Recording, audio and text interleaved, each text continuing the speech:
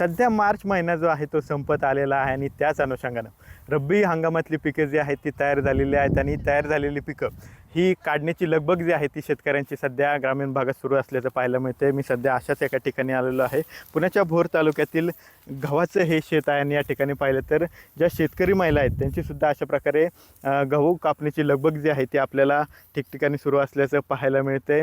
खरं तर साधारणतः ऑक्टोबर ते नोव्हेंबर दरम्यान ह्या गव्हाची जी आहे ती पेरणी केलेली होती आणि त्यानंतर आता पाहिलं तर हा गहू जो आहे तो संपूर्ण तयार झालेला आहे आणि त्या गव्हाची कापणी सध्या या ठिकाणी सुरू असल्याचं पाहायला मिळते।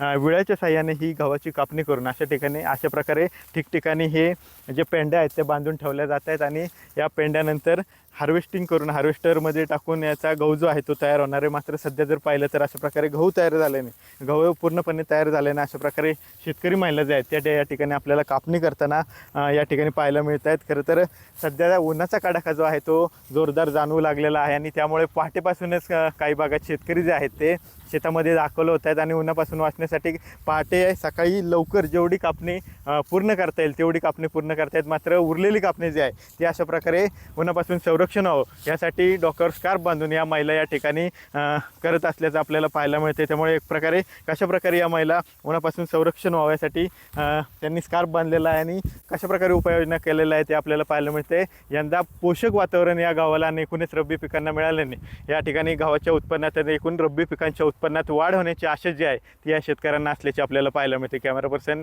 किरण आंबिकेसह विनय जगताप, TV9 मराठी, भोर, पुणे।